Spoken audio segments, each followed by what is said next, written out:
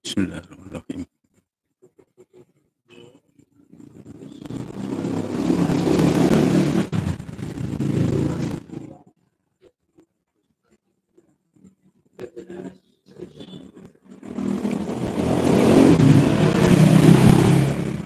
Assalamualaikum warahmatullahi wabarakatuh. Bismillah, alhamdulillah, la haula wala quwata illa billah, ba'du. Pak yang hadir di Padepokan, alhamdulillah saya sampaikan terima kasih atas kehadirannya. Pada malam hari ini telah hadir rombongan dari Bapak John dari Jakarta.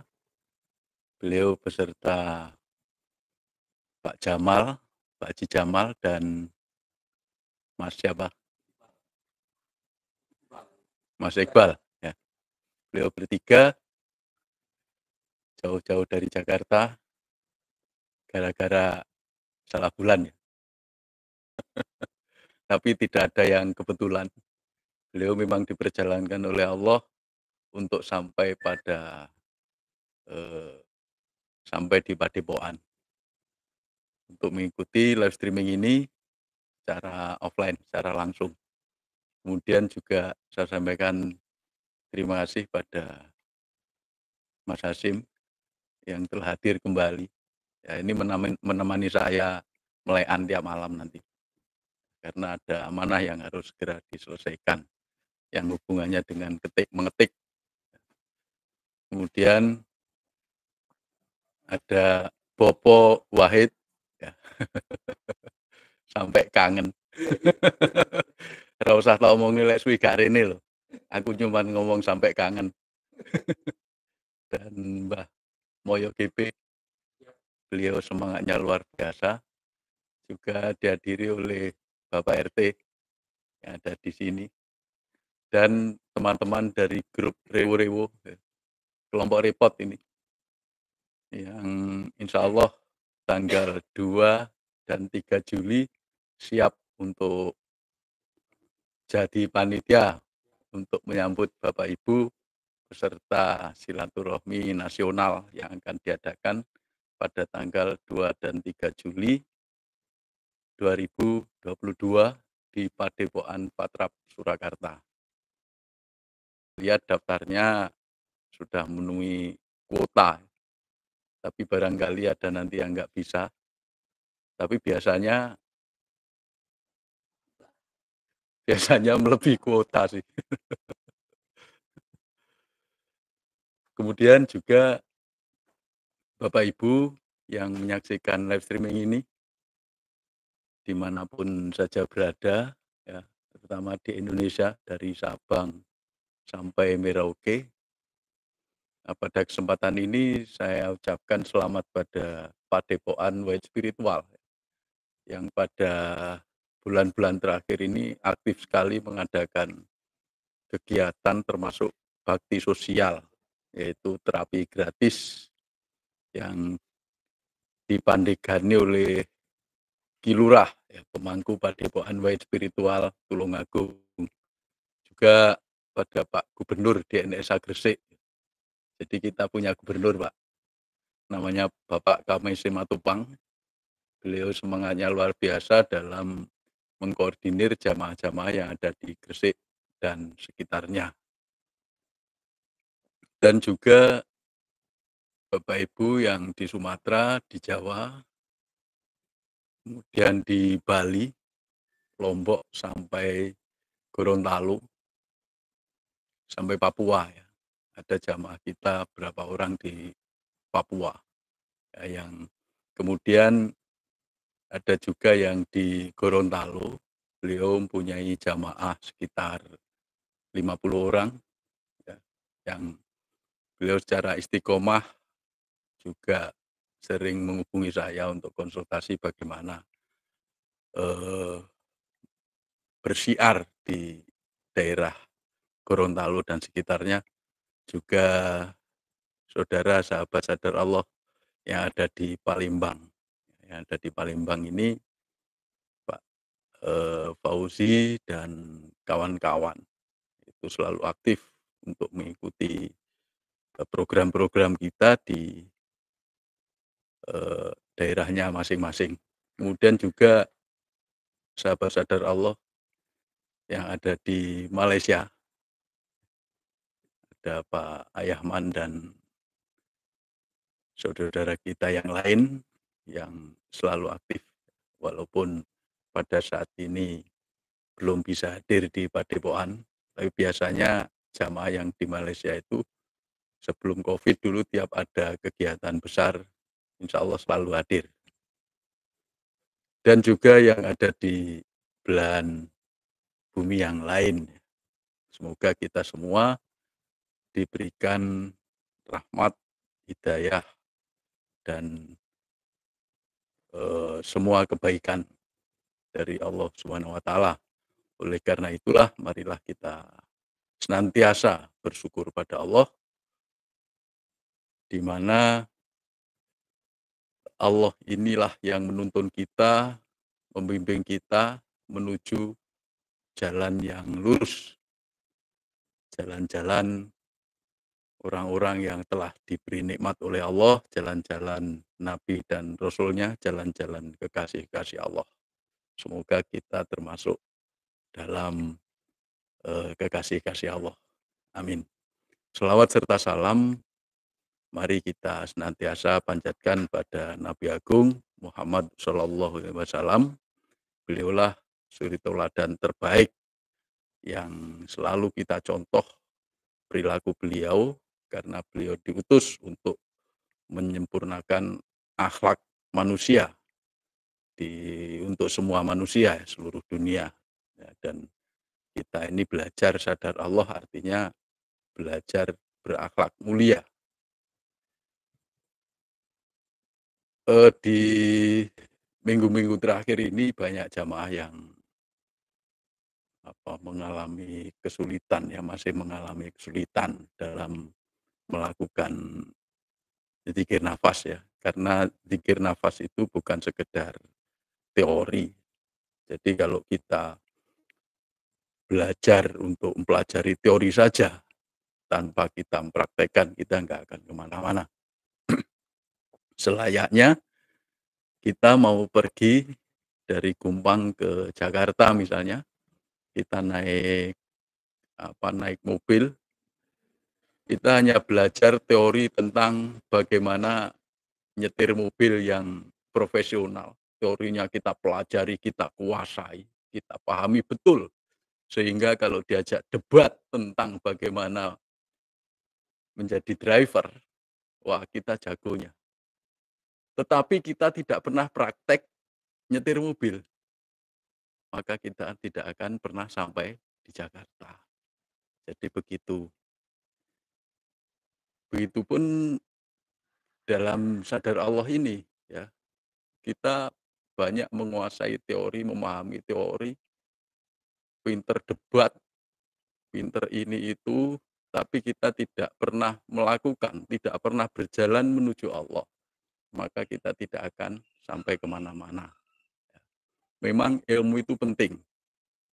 Dan bagi jamaah, misalnya saya belum pernah belajar ilmu tasawuf, saya belum pernah belajar tentang ilmu zikir nafas dan lain-lain, nggak usah khawatir. Seperti tadi yang saya contohkan, kita menjadi seorang driver. Walaupun tadinya hanya nyuntu-nyuntu saja, tetapi kalau kita sering berjalan, sering membawa mobil ke Jakarta, setiap saat ke Jakarta, lama-lama ilmunya kita dapatkan sendiri. Lama-lama kita akan betul-betul menguasai keseimbangan dalam nyetir mobil, kita tahu haluan, kita tahu bagaimana membawa mobil di jalan yang sempit, jalan yang sepi, jalan yang ramai, dan lain-lain. Begitupun dalam berzikir nafas. Untuk kita yang tidak pernah belajar ilmu apa-apa, tuntunannya sudah ada, ikuti saja. Semakin kita istiqomah dalam berzikir nafas, Allah akan berikan ilmunya, Allah akan berikan pemahamannya. Misalnya kita nggak ngerti tentang panah, nggak masalah. Saya dulu juga nggak ngerti, Pak. apalagi tentang sibghoh ya, nafis nggak ngerti.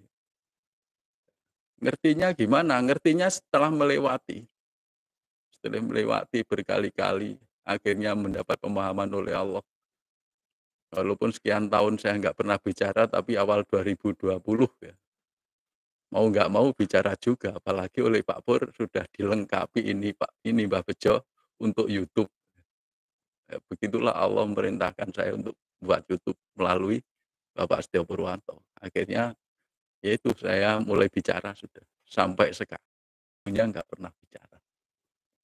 Nah, kebanyakan juga pada saat kita zikir nafas itu simpel ya, simpel sekali sebenarnya. Bapak Ibu yang baru-baru terutama, nah, kalau kita kesulitan perluas kesadaran ya sudah, sadari nafas saja, terus sadari nafas. Setelah itu sadari yang membuat nafas, ya, kita sadari yang membuat nafas. Kalau kita sudah terbiasa perluas sadaran, sudah sadari nafas, sadari tubuh, sampai sadari alam semesta yang tak terbatas. Baru kita naikkan sadaran kita, kita sadari Allah yang menciptakan alam semesta. Menyadari itu kalau pakai mata dohir itu namanya melihat. Tapi kalau pakai kesadaran, menyadari itu ya sama dengan melihat, tapi memakai kesadaran. Menyadari nafas berarti menyaksikan nafas, melihat nafas. Menyadari Allah berarti menyaksikan Allah yang laisa kamitslihi syai'un. Nah, ini nanti akan dibahas tuntas oleh Bapak Setio Purwanto. Nah, kemudian setelah kita menyadari Allah, kita berjalan menuju Allah sampai kondisi fana. Kondisi fana itu adalah kondisi di mana akan terjadi pengosongan. Fana itu pengosongan. Pengosongan terhadap ego, pengosongan terhadap sifat-sifat tercela, sifat-sifat buruk. Nah, itu dihabiskan di situ. Fana kan artinya sirna, binasa. Jadi sifat-sifat buruk, ego-ego negatif kita, nafsu-nafsu yang nggak karu-karuan, nah, itu dikosongkan, itu dihabiskan, dibinasakan di kondisi fana itu, atau dengan bahasa lain takholi. Jadi fana itu takholi, pengosongan. Maka dalam praktek sehari-hari, ya, kalau takholi pada saat kita berlatih zikir nafas itu pengosongan yang bersifat ruhaniyah, pengosongan bersifat batin. Tentunya kalau batin kita sudah kosong dari sifat-sifat tercela, maka dalam aplikasinya, dalam zohirnya, sifat-sifat tercela itu sudah nggak ada.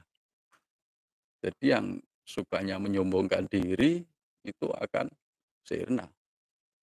Yang sukanya membicarakan jelekan orang lain akan sirna. Yang sukanya gila dunia, apa-apa diukur dunia, yang dikejar dunia, dunia, dunia. Duit, duit, duit, itu akan sirna. Iri, dengki, riak, hasut, dan lain-lain itu akan sirna. Kalau tidak sirna berarti kita belum takholi, belum mencapai tahap takholi. Maka di sini kita kosongkan diri kita. Kalau sudah kita kosongkan, kita terus ke Allah, akhirnya kita mencapai satu kesadaran yang ada hanya Allah, yang ada hanya kekuatan Allah. Di mana setelah kosong, diisi oleh Allah, diisi oleh kemuliaan Allah, diisi oleh sifat-sifat luhur, akhlak mulia. Nah, itu karena apa? Karena dalam diri kita itu sudah sadar. Secara diri sadar yang ada hanya Allah, yang ada hanya kekuatan Allah. Kita perluas lagi di sekitar kita sampai semesta. Yang ada hanya Allah, yang ada hanya kekuatan Allah. Sehingga apa? Sehingga kita akan lebih menghargai, lebih menghormati, berakhlak mulia terhadap lingkungan sekitar kita, masyarakat sekitar kita, terhadap lingkungan alam dan hewan-hewan yang ada di sekitar kita. Kita tidak serta-merta merusak hutan. Kita tidak akan pernah memfitnah orang dan lain-lain. Di mana sekarang ini fitnah itu sudah jadi makanan sehari-hari, jadi kebanggaan, sudah jadi program. Nah, ini yang parah. Itulah perlunya kita sadar Allah. Yang ada hanya Allah. Jadi kita bisa menghormati, kita bisa menghargai. Nah, itulah tahali. Kita isi diri kita dengan Allah, dengan kemuliaan Allah, dengan kehendak Allah. Nah, dari situ akhirnya kita terus saja berserah pada Allah, kita akan mencapai satu level namanya tajat. Jadi kalau sudah nafi isbat ya, level 4 pun nafi isbat, kita akan capai satu kondisi sibgoh. Kita tercelup dalam zatullah. Kita masuk dalam Allah yang laisa kamitslihi syai'un. Ibarat setetes air, kita nyelup setetes air dalam samudera yang luas. Yang nampak hanya samudranya. Walaupun diri kita ada, kesadaran kita tetap ada. Tapi yang nampak adalah Allahnya. Itulah namanya tajalli. Jadi kita ini manifestasi dari Allah Subhanahu wa taala. Bukan manunggaling kawula Gusti. Wah, engkrese rak manunggaling kawula Gusti. Kita itu enggak ada apa-apanya dibanding Allah. Ibarat diri kita ini, ya, kita itu hanya rambut atau kuku atau apalah. Ya, kuku ini diciptakan untuk tugas dan fungsinya. Maka kuku ini enggak bisa berkata. Kuku enggak bisa mengatakan aku ini bejo misalnya, enggak bisa. Rambut enggak bisa mengatakan aku ini bejo, itu enggak bisa. Rambut ya tetap rambut sesuai tugas dan fungsinya. Ya, kita sebagai makhluk Allah, kita sebagai manusia, ini peran-peran dari zatullah yang menjalankan tugas dan fungsi yang telah diberikan oleh Allah. Nah, setelah tajalli apa? Setelah kita mencapai tahap tajalli, yang namanya zikir itu tidak hanya lisan, tidak hanya dalam hati. Zikir harus sampai pada perbuatan. Ya, kita lanjutkan dengan zikir perbuatan yang kita sebut dengan ATP, amanah tanda perintah. Jadi itulah zikir tanpa huruf, tanpa bunyi, yaitu perbuatan. Jadi amanah tanda perintah. Segala aktivitas yang kita lakukan itu hanya menjalankan perintah Allah. Minum karena diperintah Allah, makan diperintah Allah, silaturahmi karena diperintah Allah, mengajar karena diperintah Allah, berdagang karena diperintah Allah, nanam nanas 2 hektar karena diperintah Allah. Kepadepokan bawa kue karena diperintah Allah. Nah ini, jadi Bapak Ibu yang belum pernah ke padepokan, nggak usah bingung-bingung, di padepokan mesti banyak kue, turah-turah Pak. Saya itu di padepokan selalu kenyang. Tajrid. Nah ini ingat makom tajrid. Makom tajrid itu nggak usah golek duit, nggak usah cari uang tapi dapat uang, nggak usah cari rezeki tapi dapat rezeki. Kalau sekarang amanah, kita berdagang. Mengapa berdagang? Berdagang karena diperintah Allah. Kan nggak cari duit. Lu tahu-tahu dikasih duit oleh Allah. Nggak cari duit dikasih duit. Nah itu namanya tajrid. Jadi tajrid ini nggak usah mikir, wah saya harus gini. Saya diam di rumah, uang datang sendiri, nggak gitu. Tajrid itu orang yang nggak nyari tapi dikasih. Itu tajrid. Jadi kita jalankan perintah Allah. Allah ngasih rezeki. Bukan apa, Bro? Bukan ngopeni tuyul. Itu tajrut-jrut itu. Tajrut. Bukan ngopeni tuyul, bukan ngopeni demit ya. Nanti jadinya nggak sadar Allah, jadi sadar demit. Nah inilah yang dikatakan ihsan yang nanti akan dijelaskan panjang lebar oleh Bapak Setia Purwanto. Dan saya mohon doanya, semoga kami yang ada di Padepokan ini bisa mengemban amanah dengan baik dan bisa melayani semua jamaah. Ya, semoga pertemuan besok tanggal 2 sampai tanggal 3 Juli bisa berjalan dengan baik sesuai dengan apa yang kita programkan atas izin dan kehendak Allah Subhanahu wa taala. Allah alam bisawab, semoga yang sedikit ini bermanfaat. Berikut ini akan dilanjutkan oleh Mbah Moyo GP. Ya. Beliau luar biasa, mantan Lurah Dongkol. Assalamualaikum warahmatullahi wabarakatuh. Assalamualaikum warahmatullahi wabarakatuh. Assalamualaikum warahmatullahi wabarakatuh. Untuk semangat gitu. Bar ngopi itu harus semangat. Tidak boleh bar ngopi malah soyong lukro, tidak boleh. Ini malam Jumat, malam banyak rahmat. Mudah-mudahan syukur kita diterima Allah Subhanahu wa taala. Allahumma amin. Allahumma sholli ala sayyidina Muhammad wa ala ali sayyidina Muhammad. Rabbi sholli sadri wa yassir amri wa hudatan min lisani yafqahu qouli, amma ba'd. Jamaah di NSA yang saya hormati dan saya banggakan, seluruh anggota DNSA yang berada di mana saja. Mudah-mudahan bisa menangkap siaran langsung ini dengan baik. Umpama kurang baik saya mohon maaf. Itu bukan karena teknisnya yang tidak baik, tapi sing ora apik sing ngomong gitu aja. Jamaah rahimakumullah. Ini kalau saya matur berulang-ulang matur di sini itu mesti saya pernah mengalami. Pernah saya rasakan. Terus terang, saya sudah ngaji bertahun-tahun. Tapi baru 1-2 bulan ini saya merasakan rasanya ngaji beneran gitu. Yaitu dengan sadar Allah tadi. Khususnya ini jemaah yang dari Jakarta. Saya motivasi betul. Karena pendengar sama-sama dengan saya sama, podole mantan lurah.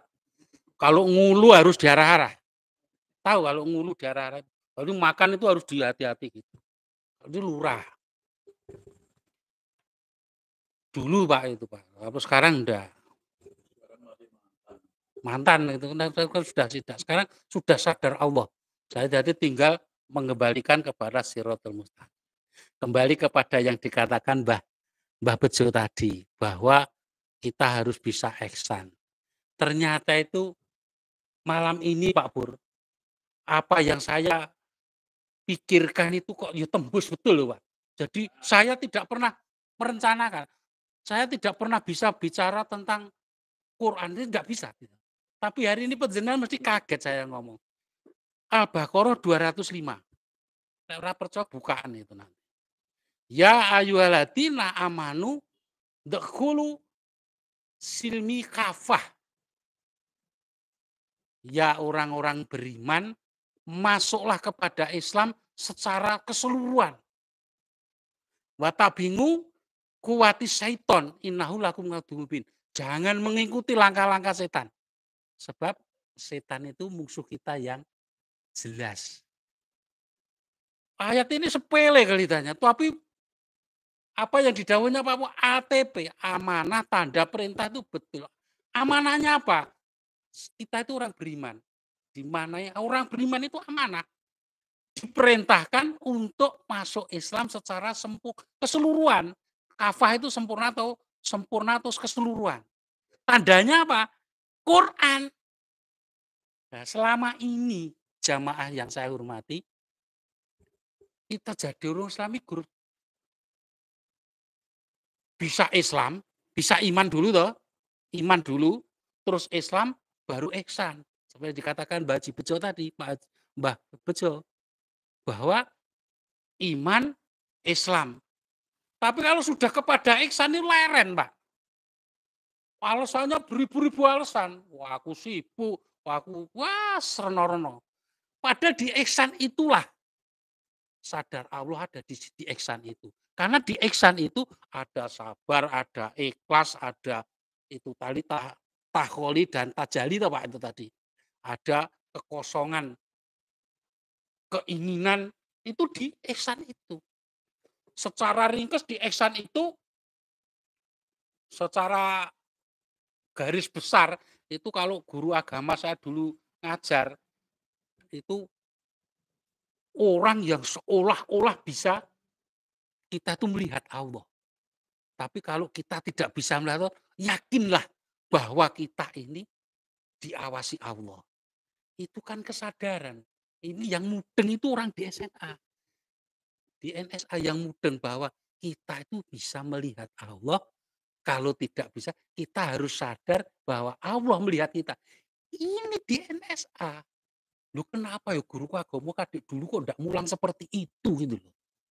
Ternyata yang namanya hidayah, petunjuk itu mang yasya'u, Allah yang mengendaki. Jadi seperti saya dengan Pak Lurah yang di Bogor, yang di Cibinong, kok petunjuknya lagi saya gitu Pak, kok ndak dulu-dulu ya Pak. Kalau dulu-dulu mungkin kita ndak jadi lurah mungkin malah.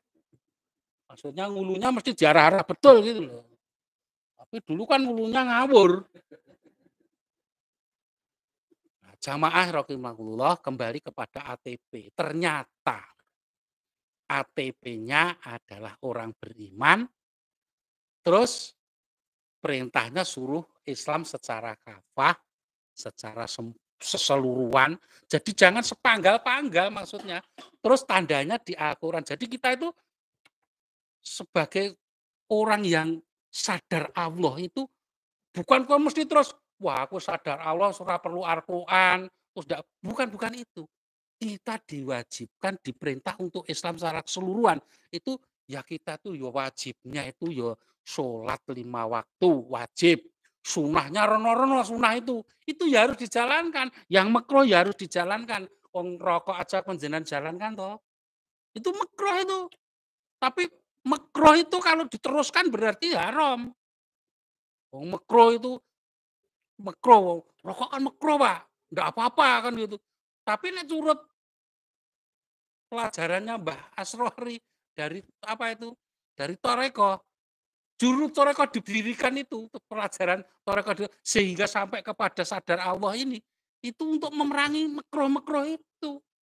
Kalau makruh dijemur makruh, jalan makruh, bang rokok jalan, wah itu negara kobong Pak nanti Pak. Karena penuh asap. Tapi asapnya rokok itu juga menyenangkan bagi yang punya pabrik rokok. Tapi tidak menyenangkan bagi yang orang yang tidak merokok. Itu kembali kepada permasalahan.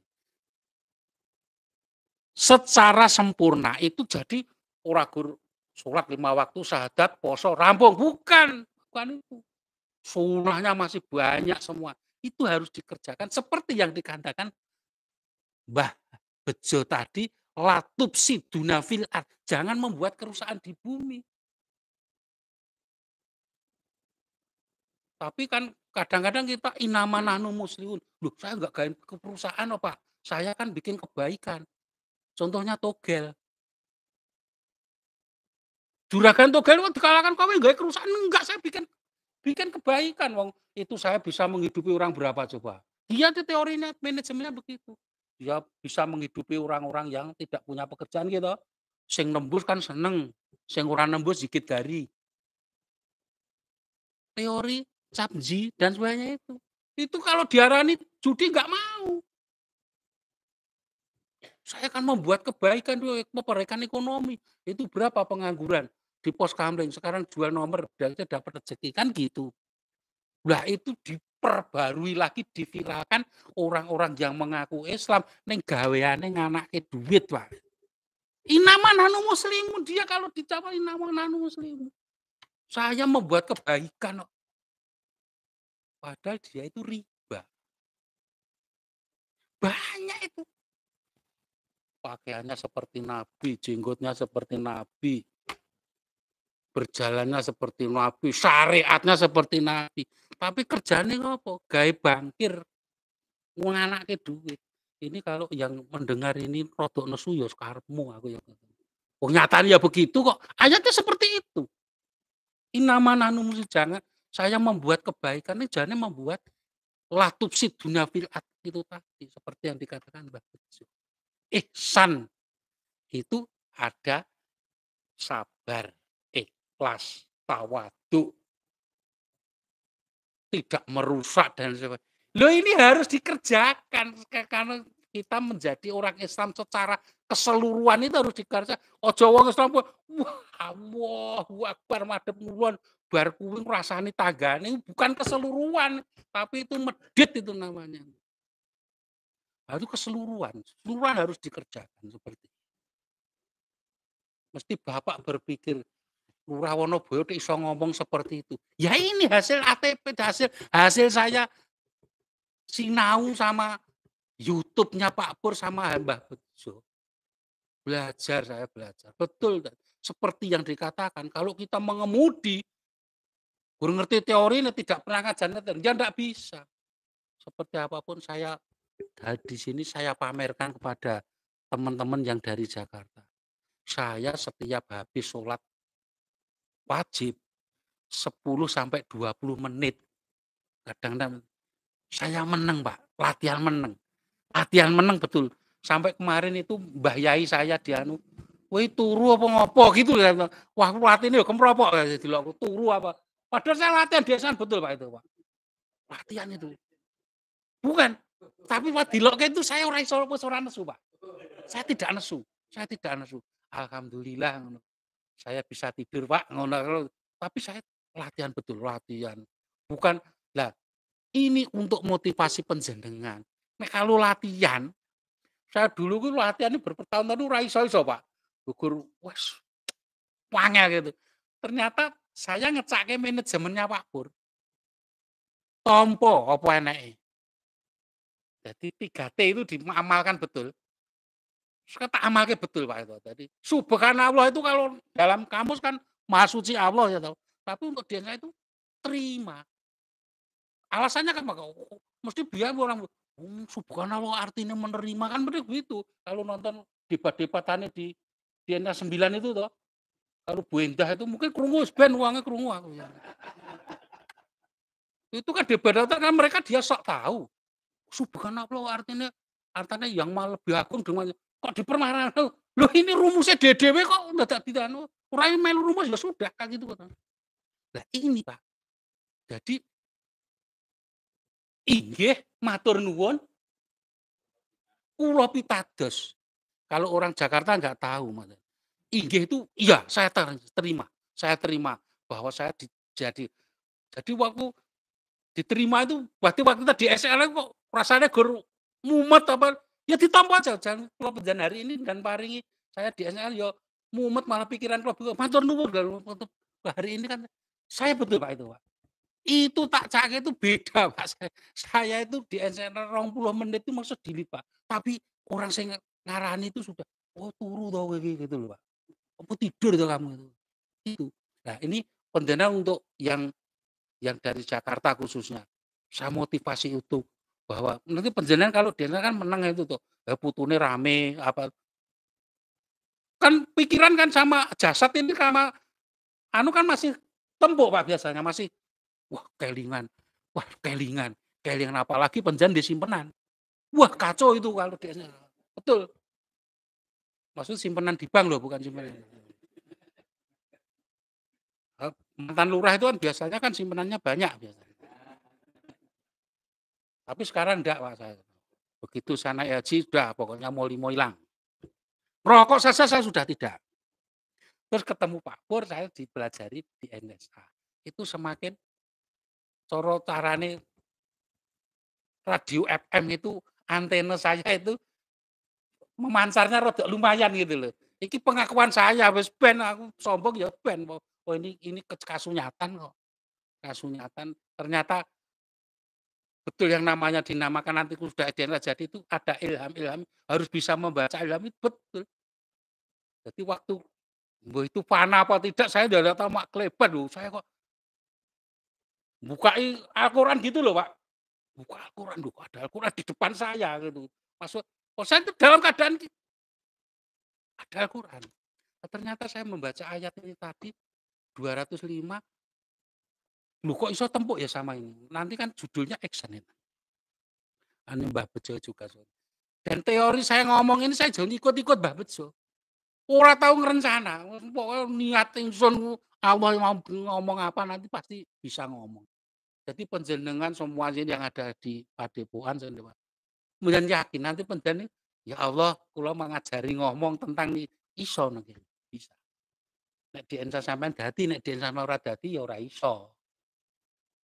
Ya dadi iki carane dadi ya itu ngenggi itu tadi. Jadi hari ini kok kan setiap kita berzikir nafas itu kan tahapannya beda-beda, Pak. Maksud hari ini penek, nyenyak, tenang, bagus gitu. Tapi besok kalut, lain-lain, tiap anu itu lain-lain. Nah, setiap episode ini harus disyukuri terus, disyukuri. Tadi ternyata mungkin kemudian jadi. Jadi dikirnya jadi. Saya sekarang itu kalau sholat berzikir 33 itu tasbih 33, alhamdulillah 30, takbir 30 itu dulu ngebut, Pak. Sekarang ndak, imamnya rampung ya ndak apa-apa, saya belum rampung subhanallah. Nikmat betul, Pak. Jadi waktu subhanallah, subhanallah, subhanallah, dinikmati betul. Saya terima ya Allah, anakku hari ini beli ngapusi bapaknya 5 juta. Tak syukuri. Meriksake ra sida, meriksake bae ya ora apa-apa, memang harus itu harus terjadi. Saya syukuri, Pak, betul. Dan ternyata teori itu bukan saya dulu ya rada maido, Pak, dalam batin. ATP, 3T itu gitu, Pak. Saya mempeng dengan wirid saya yang nariyah nariyah itu saya 1 hari itu bisa 1000, bisa 100 yang minim itu bisa, Pak. Kundir piwil tok ora enek perubahan gitu loh saya itu maksud. Kok yo ujug nesu ae ora iso iki. Terus Pak Pur, mboten iso kalau kita itu aturannya seperti ini. Bukan ngandani saya tapi seperti saya dipukul gitu loh. Waktu di mungkin kalau ndak salah di YouTube bulan-bulan sebelum puasa itu ada, Pak, bahwa kita duduknya ya harus timpo itu mah aturan. Kalau panjenengan tidak timpo ya ndak apa-apa gitu loh. Tapi aturan kita harus timpo gitu loh. Lah saya kan aturannya timpo, lah saya kalau timpo sakit, saya mohon izin sama Allah, "Ya Allah, saya izinkan saya untuk duduk bersila." Diparengke, Pak. Ya manut ngono manul ngono ya. Ngono. Soalnya mandek, Pak. Mandek terus silang kaget. Ya sudah saya lahir matur nuwun hari ini diberi pelajaran seperti itu. Sistem itu ya sudah matur nuwun. Itu sudah kira-kira sudah 20 menitan. Nah, kembali kepada nih ya sebentar lagi nanti kan Pak Pur jatahnya yang menutup. Kalau saya kan ini gur cerita, Pak, bukan saya bisa itu bukan itu.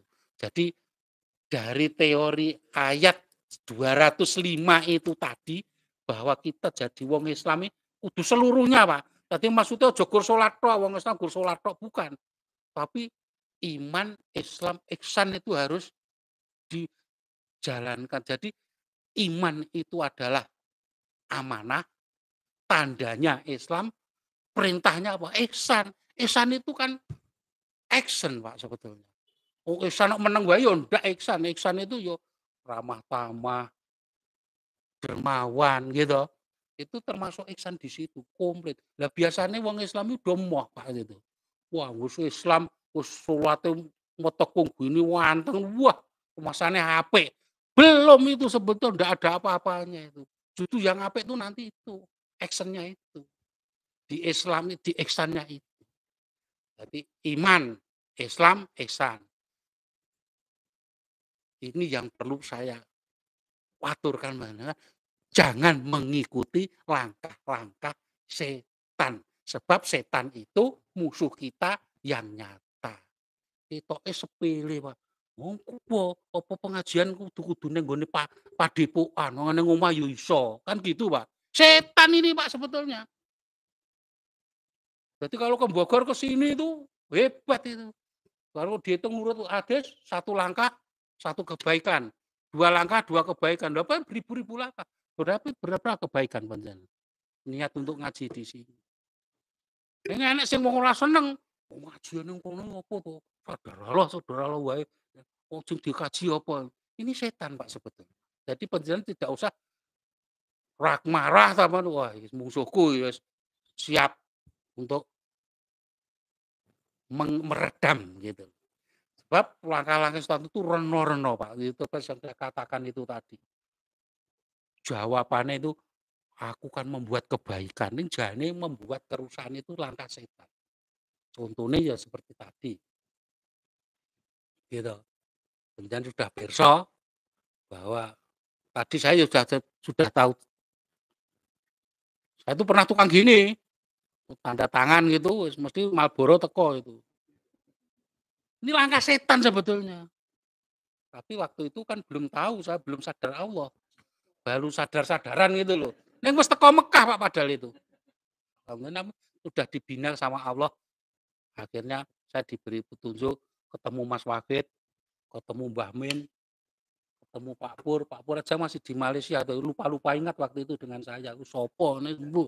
Tapi ya, saking belinge saya gitu mungkin. Mlebu, nyopot gitu tuh, mlebu. Lah akhirnya bareng saya terbentur kepada permasalahan dan ternyata bisa saya selesaikan dengan manajemen EMP. Ini ingat, EMP. Itu inggih matur nuwun, percaya bahwa Allah yang menyelesaikan. Itu pasti selesai semua. Apapun sebenarnya ora iso dzikir napas, nganggo EMP niku jalan Mas. Wah aku kok ruwet mawon, nggih matur nuwun ya Allah panjenengan kei ruwet hari ini, matur nuwun mawon. Happy pun. Ternyata dari EMP ini saya praktekkan baru seminggu, aku mau entuk badhe 5 juta, Pak. Mula aku mau tuku gorengan, Pak. Mboten ana apa wong ikhlas kula lagi gorengan kok. Betul. Ikhlasnya kayak gorengan. Itu salah satu contoh. Beda. Jadi niki mudah-mudahan nih saya mau, tapi kalau Gusti Allah dites wae iki ora gelem yo anu tuh. Wah aku tak ngetes nek. Bukan kan. Besok saya mau ber berencana kan dulu kan di Pak Pur kan membuat satu dawuh bahwa direncanakan semua itu dijadwalkan apa targetnya gitu. Saya walaupun tidak saya tulis, saya kira iso nulis, Pak. Kalau nulis di HP itu dobel-dobel tangan kula gede. Dadi nyampluk-nyampluk wis wegah wis pokoke saya ngerti mudeng sing dikarepe aku gitu aja.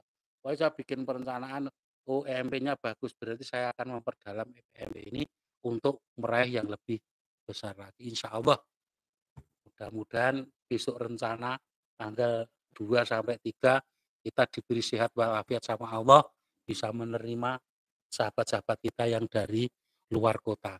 Begitu sebenarnya Pak Pur, kurang lebihnya mohon maaf. Wassalamualaikum warahmatullahi wabarakatuh.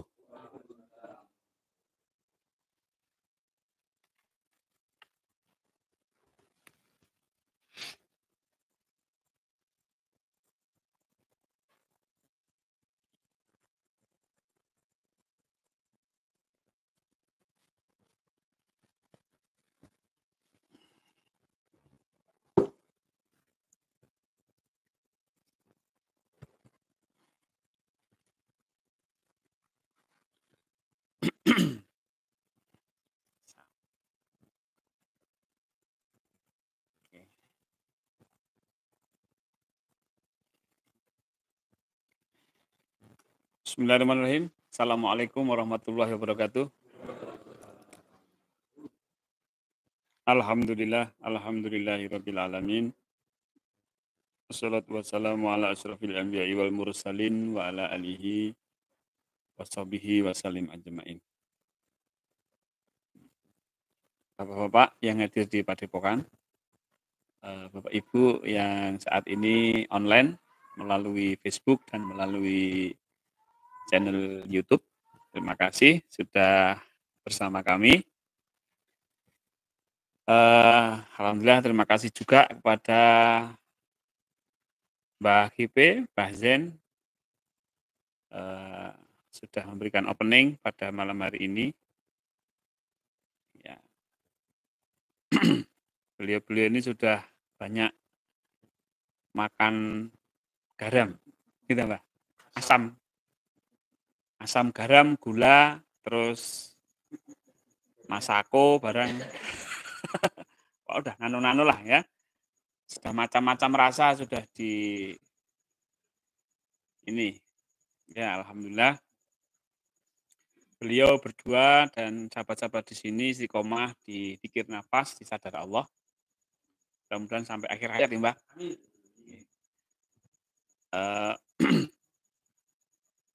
Ya, apa yang tadi disampaikan beliau berdua memang ini sedang kita jalani, sedang kita praktekkan. Pokoknya nggak ada istilah kita itu sudah sampai. Kalau kemarin saya menulis tentang satelit itu, ternyata satelit itu ya setelah dilepas oleh pesawat ulang-aliknya itu ya nggak berhenti. Tetap bergerak, tetap berjalan. Cuma berjalannya itu sudah sesuai dengan orbit. Ya, kalau kita anggaplah misalnya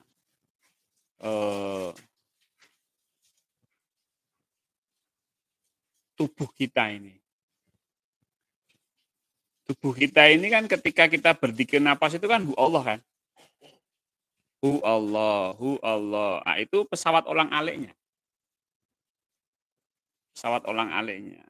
Setelah jiwa itu sudah menyadari Allah, setelah jiwa itu menyadari Allah yang laisa kamitslihi syai'un, ya, dia tetap bergerak, dilepas. Karena dia sudah bisa bergerak sendiri. Coba kalau satelit itu dilepas sebelum mengorbit, bisa jatuh ke bumi lagi. Tapi setelah sampai di orbitnya dilepas. Nah, artinya apa? Jiwa kita ini perlu kita dudukkan pada keadaan sesuai dengan kehendak Allah. Maka di level 4 itu kita mengenal dengan namanya sibegoh. Ya, sibegoh itu suatu kondisi yang jiwa itu seperti satelit, sudah mapan gitu. Maka istilahnya tercelup. Celupan Allah. Sibegotullah. Nah, tadi Mbah Zen menggambarkan itu setetes masuk ke dalam air laut. Ya.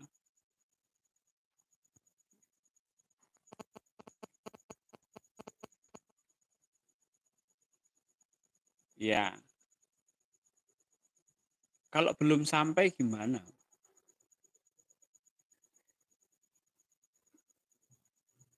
Oke, sebentar Pak. Ini koneksinya.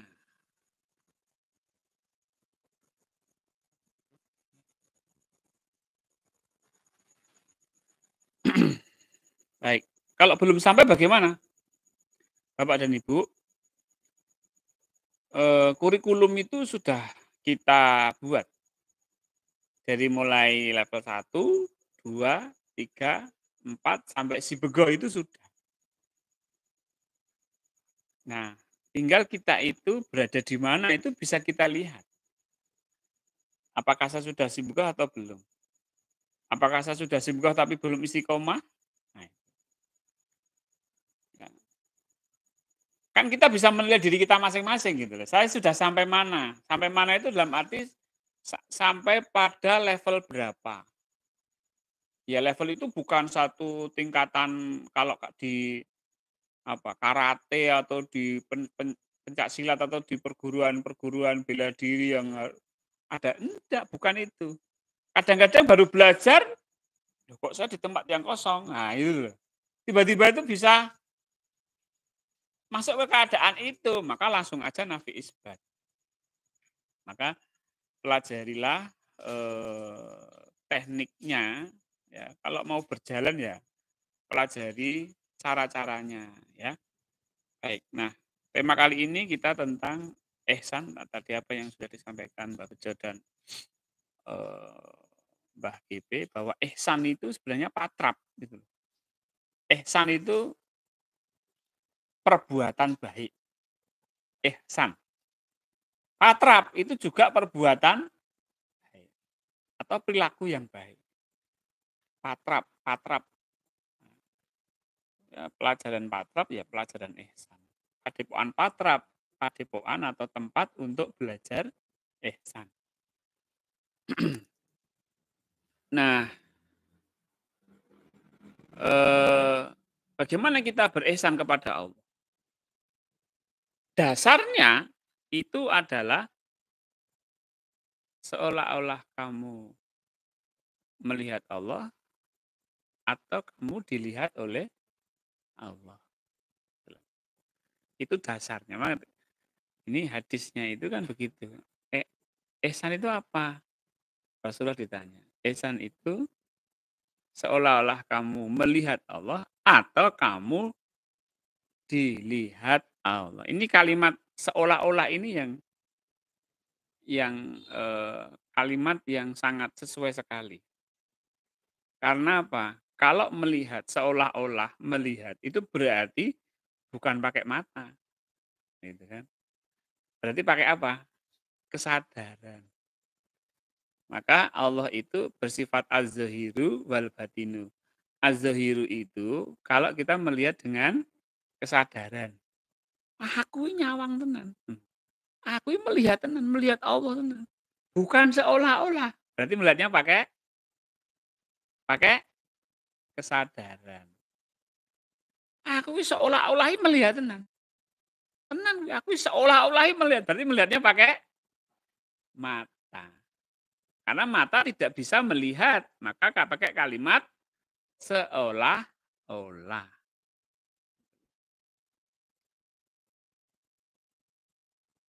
Kan gitu. Ainul yakin. Ainul itu berarti apa? Mata atau itu. Iya.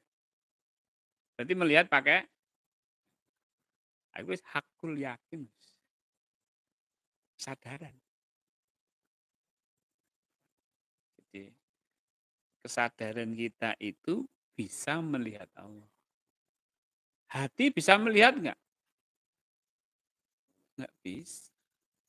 Pikiran juga enggak bisa melihat. Pikiran itu bisanya ya berpikir. Kolbu itu isinya ya merasa gitu. Berbolak-balik itu. Ada kata istilah mata batin.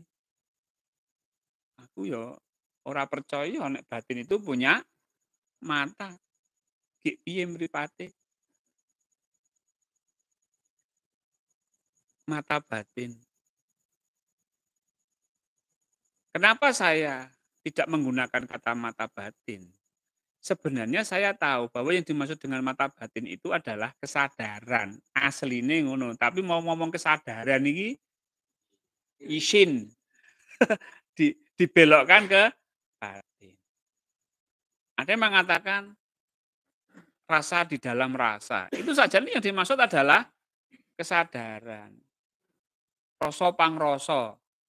Rasa sakjeroning rasa. Itu kan yang dimaksud aslinya kan kesadaran, Pak.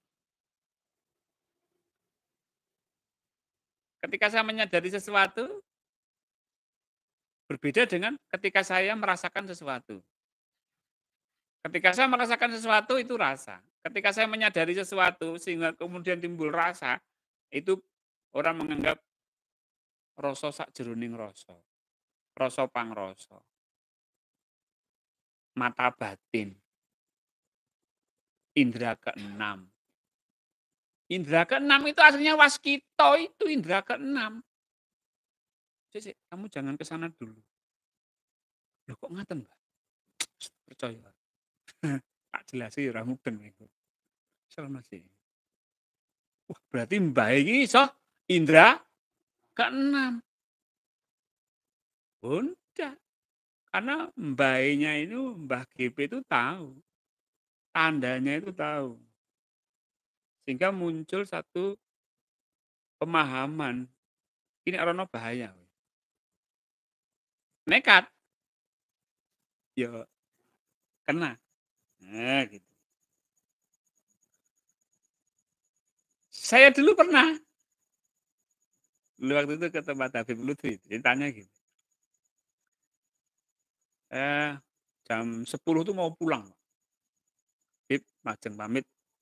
Bib mau pamit saya, Bib. Jam ini udah malam. Gue jam 12 rotok penak. Jam 12 saya rotok penak. Ya, berhubung kita nggak tahu nggih, sendika dawuh gitu aja. Ternyata jam 12 malam itu ada tamu yang mau pulang juga ke arah Solo loh. Penak toh? Rasanya bisa. Wah, ngendikannya Habib ini luar biasa. Kenapa kok dia? Nanti jam 12 rotok penak. Karena beliau tahu tanda-tandanya, walaupun beliau tidak bisa memastikan siapa yang pulang jam 12, tapi tanda itu sudah terbaca. Nah, itulah yang kadang orang menyebut dengan indera keenam. Aslinya itu kesadaran. Maka semakin sadar seseorang, semakin dia tahu tanda-tanda. Semakin paham tanda-tanda. Semakin peka tanda-tanda. Ya bahasanya indera keenamnya semakin tajam. Nah, jadi indera keenam itu enggak ada. Jangan pakai indera keenam aja lah. Pakailah kesadaran gitu loh. Dan enggak bingung. Indera keenam itu yang mana? Mata batin. Iya, batin mundi mripati piye? Enggak ada. Yang dipakai adalah kesadaran. Jadi tingkatkan kesadarannya seolah-olah dilihat Allah atau seolah-olah kita melihat Allah. Ihsannya itu ditingkatkan sehingga dalam kita melangkah itu lebih tepat. Lebih tepat.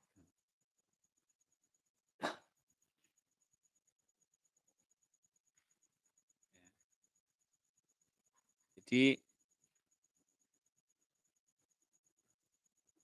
kita mengaktifkan kesadaran ini dengan zikir nafas. Ini ya sakjan itu bahasa Indonesianya apa? Sebenarnya ini ya bukan sembarang ilmu sebenarnya gitu loh. Ilmu kesadaran ini dirahasiakan. Tapi ya Allah nggak berkehendak seperti itu. Buka, sudah saatnya.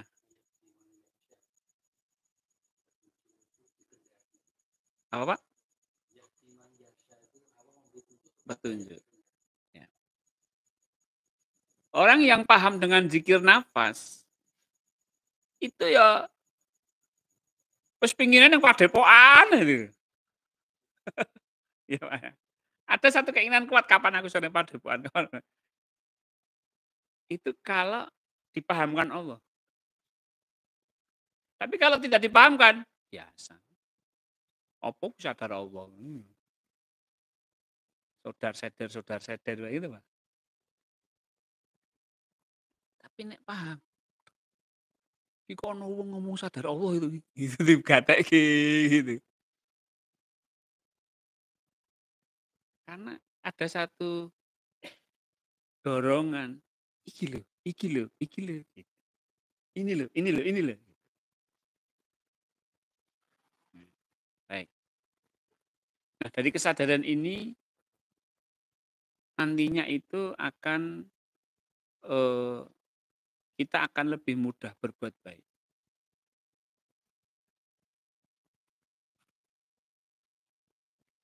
Beruntunglah mereka yang membersihkan jiwa. Ayatnya no ayatnya. Oh, bukan itu apa tadi? Qad aflaha man tazakka. Eh? Iya.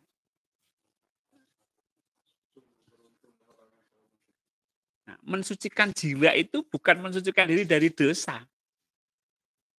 Apa kita bisa mensucikan diri dari dosa? Enggak bisa, Pak. Saya ngapus dosa itu bukan kita. Masa kita nggak bisa menghapus kok. Sombongnya kita itu aku bisa menghapus dosaku. Yang membersihkan. Maka kalimat itu beruntunglah mereka yang membersihkan jiwanya. Artinya ini bukan masalah dosa. Karena dosa itu bukan kita yang hapus. Siapa yang hapus dosa kita? Allah. Nah, kalimat membersihkan jiwa itu adalah bersih dari keakuan, keegoan. Nah, itu bisa kita. Maka beruntunglah mereka yang mau membebaskan diri dari egonya, itu loh, Pak. Misalnya seorang ayah. Ayah itu punya ego ayah, betul nggak? Aku ini bapakmu. Gitu gitu. Aku ini sing bayari SPP-mu. Ya dah. Nah, itu kan ego bapak itu. Nah, beruntunglah bapak-bapak yang melepaskan diri dari ego kebapaannya. Aku lak ming dadi lantaran tole bayari SPP-mu. Kabeh rezeki ya sangka Gusti Allah. Nah, itu orang-orang yang beruntung. Kenapa? Pindah. Oh. Iya. Iya. Ya. Ego seorang suami. Memang suami itu. Beruntunglah suami-suami yang mau membebaskan diri dari ego suami, gitu. Qad aflaha man tazakka.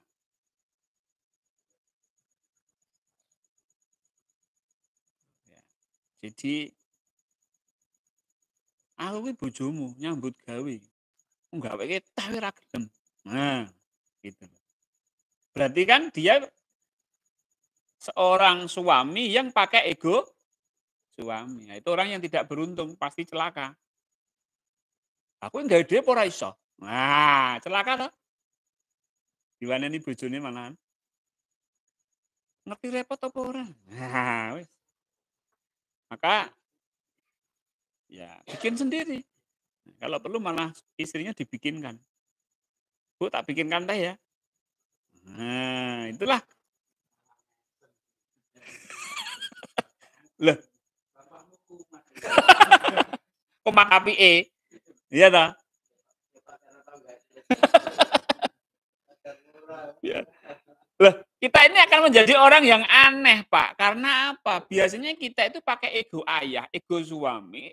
Mulai saat ini kita menjadi suami yang tanpa ego. Artinya kita membersihkan diri kita dari ego. Gitu, Mbak.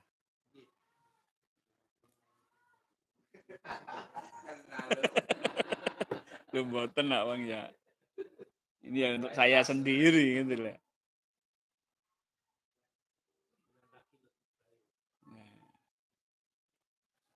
Kalimatnya itu beruntung loh, Mbak.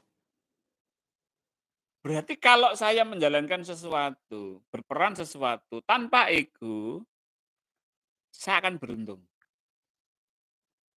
Saya akan beruntung. Loh, beruntung itu kadang-kadang ya nggak disangka-sangka. Wah, ya Pak, kok saya lagi gelem misah-isah barang ya. Umat ya. Nah, misah-isah itu cuci piring. Wis nek ngono tak masake sing paling enak dhewe dino iki. Ya, kan beruntung toh?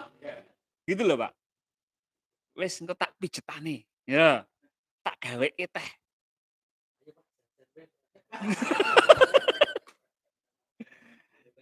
Oh. Nah, ini pemahaman yang biasanya kita itu memahami bahwa membersihkan jiwa itu berarti kita tidak berbuat dosa.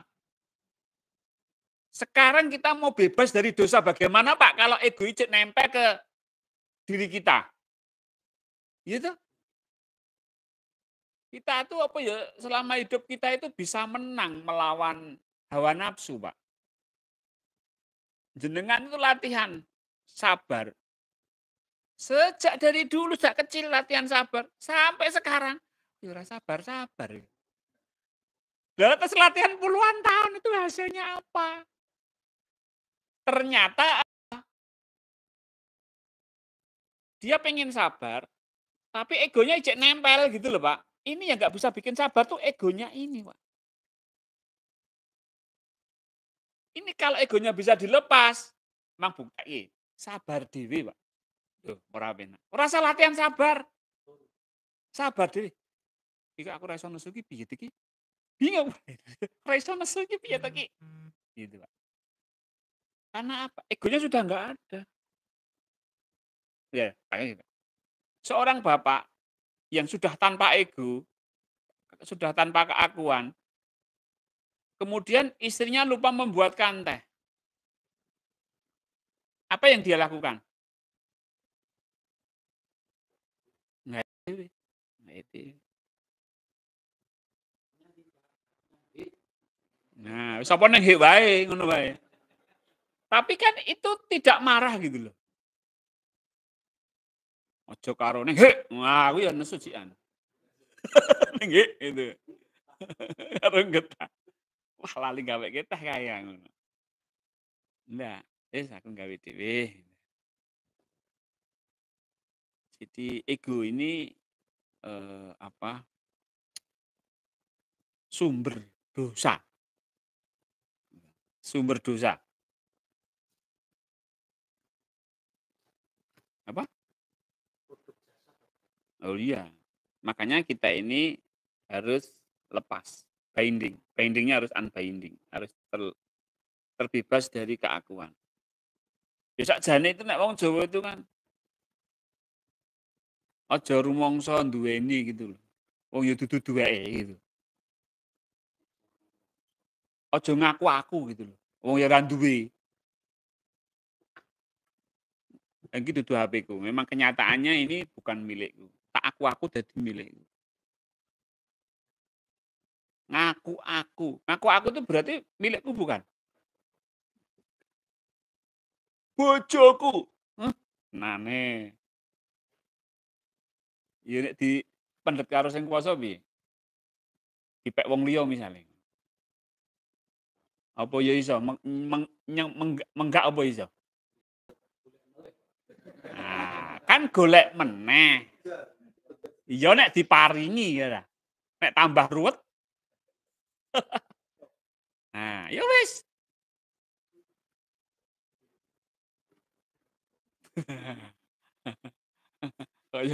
Kaya ban ae. Ban serep malah. Enggak, iya. Artinya gini, Pak, ini terus jangan disampaikan ke istri kita loh, Pak.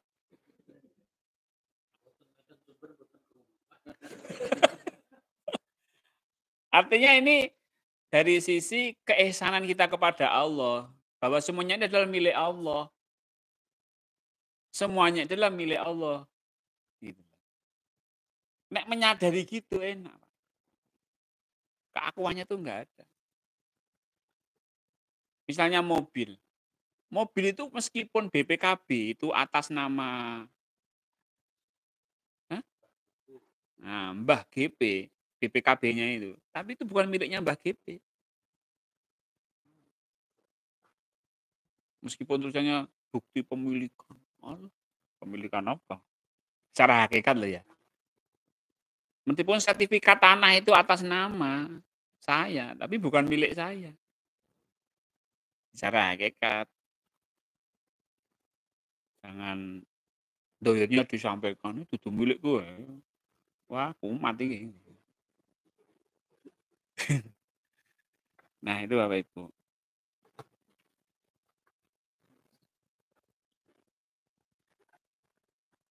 Sesuatu yang milik Allah itu kita sadari saja. Ini bukan milik saya. Semuanya ini milik Allah. Disadari gitu loh. Ini levelnya level kesadaran, bukan level jasadiah. Kalau jasadiah ya tetap itu milik saya. Tapi level kesadaran bukan milik saya.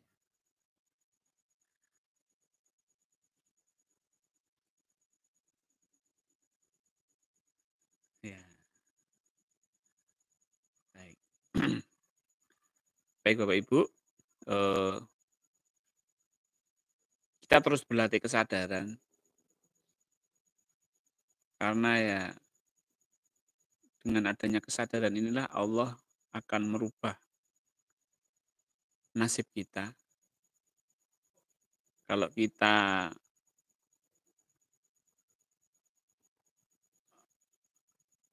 menyadari bahwa Allah semuanya adalah milik Allah ya, Allah akan memberikan keberuntungan. Karena apa? Bahwa beruntunglah mereka yang membersihkan dirinya dari beruntunglah mereka yang membersihkan jiwanya. Ya, jiwa itu tadi saya sampaikan terkait dengan keakuan, ya. Baik Bapak Ibu, mari kita latihan bersama bagaimana kita bisa membebaskan jiwa kita dari keakuan dengan metode zikir nafas. Baik Bapak Ibu yang ada di rumah maupun yang ada di padepokan, Bapak Ibu boleh duduk rileks, duduk santai. Kalau capek boleh bersandar. Ya, kalau yang mampu duduk timbuh ya duduk timbuh. Kalau nggak mampu ya bersila. Pokoknya santai.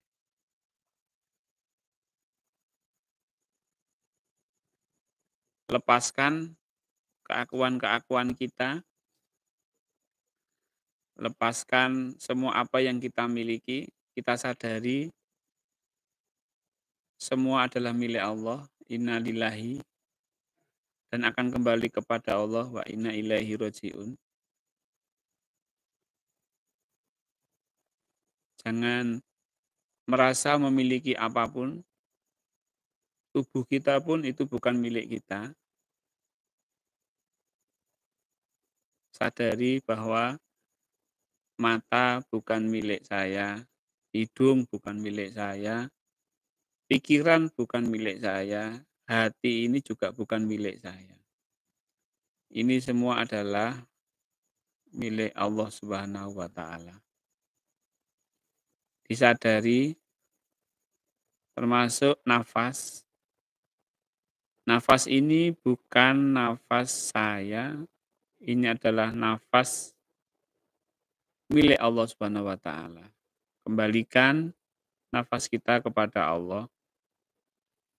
Biarkan nafas kita keluar masuk, karena itu bukan milik kita, ya kita biarkan. Karena nafas ini bukan milik kita, mau masuk, mau keluar, mau masuk, mau keluar, kita biarkan saja. Seperti sesuatu yang bukan milik kita, ya sudah kita biarkan apa adanya.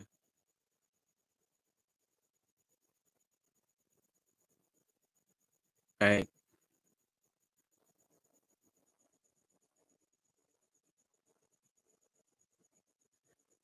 Kita sadari apa yang menjadi milik Allah ini saat ini dititipkan kepada kita. Kita dititipi nafas, dititipi tubuh yang hidup.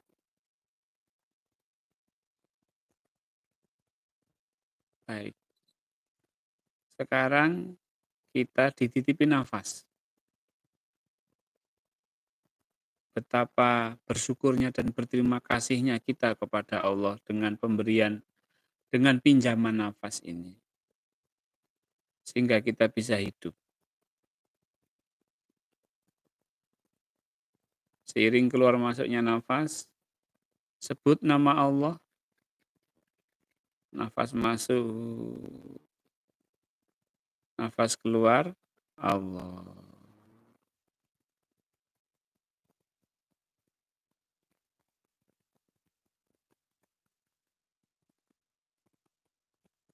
Sebutlah Allah yang menitipkan nafas kepada kita.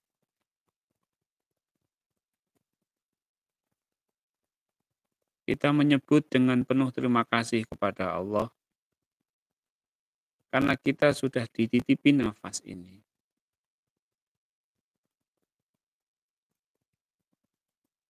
Keluar masuk, keluar masuk.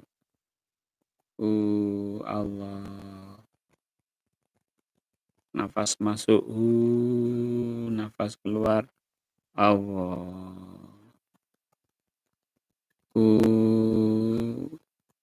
Allah.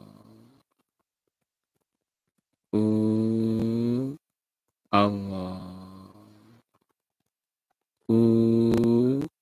Allah.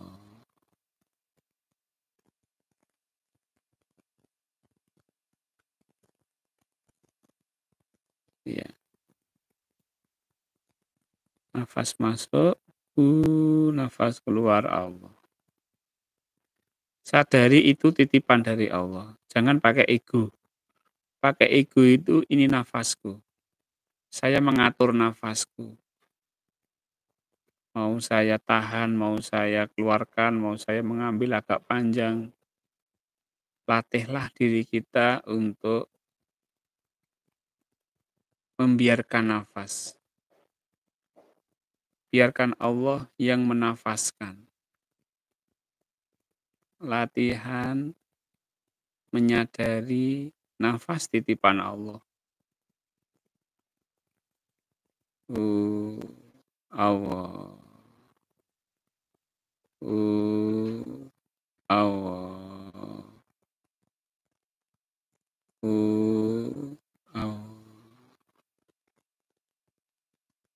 Latihan jangan pakai ego.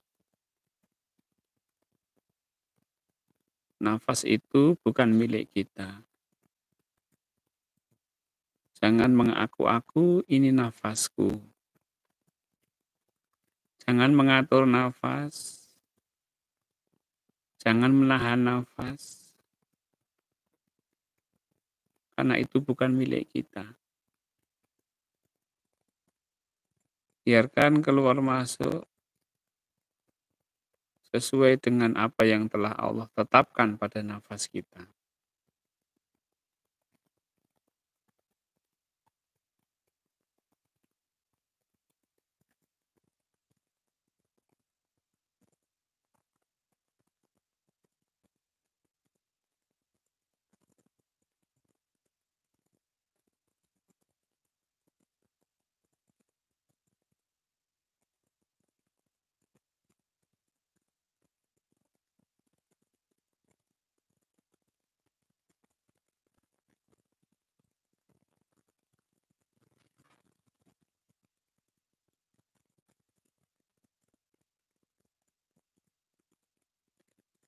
Terima nafasnya, terima titipan Allah. Bersyukurlah kepada Allah yang telah menitipkan nafas kepada kita. Terima, syukuri. Terima, syukuri.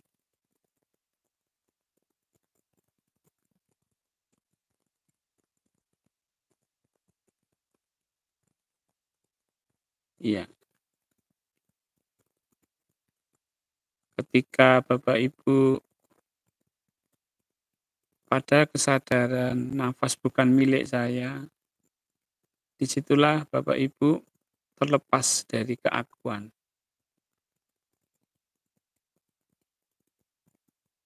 Lepas dari keakuan, keegoan.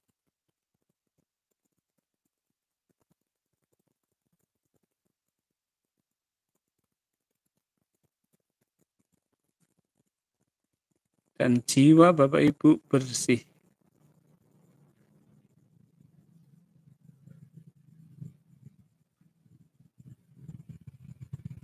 Baik.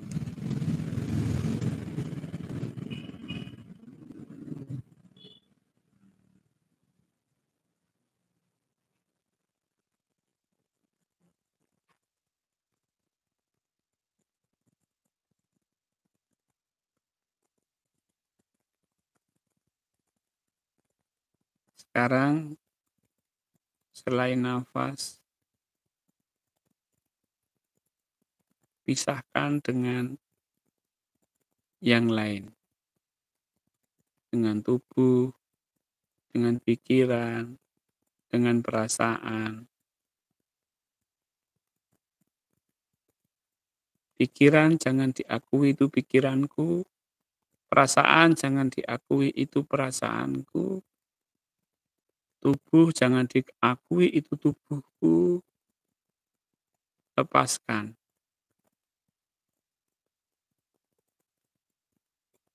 Pikiran dititipkan Allah kepadaku.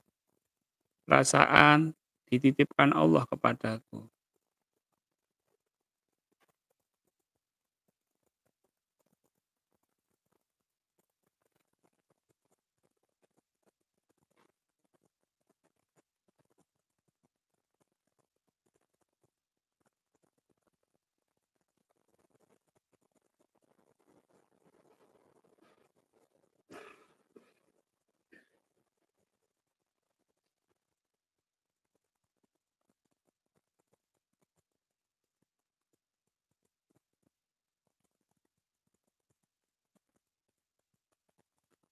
Terima apapun yang Allah tetapkan. Maka kita akan terbebas dari keakuan kita, keegoan kita.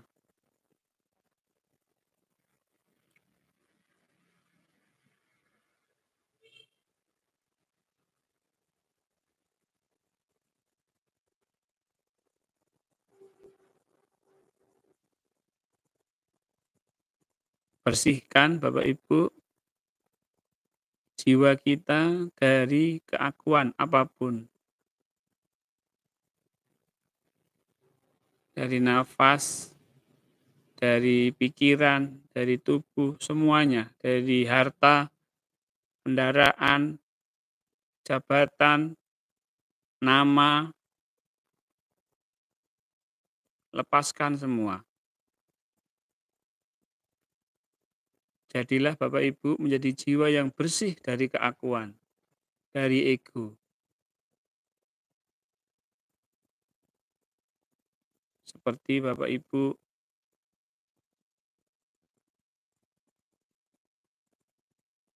berada pada satu keadaan kematian. Kesadarannya masih ada, tapi tidak memiliki apa-apa. Tubuhnya sudah mati, hartanya tidak mengikuti, istrinya pun meninggalkan di kuburan, anak-anak meninggalkan, nggak ada yang kita miliki. Itu kita sadari saat ini, bahwa kita tidak memiliki apa-apa.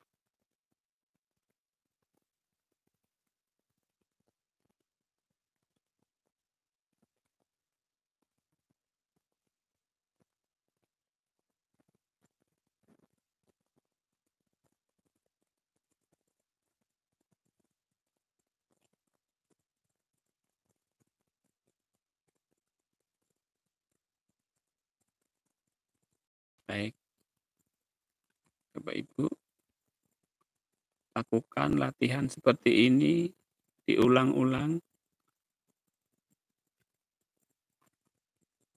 sehingga kita benar-benar bisa bersih dari keakuan kita. Beruntunglah mereka yang membersihkan diri, beruntunglah mereka yang membersihkan jiwanya.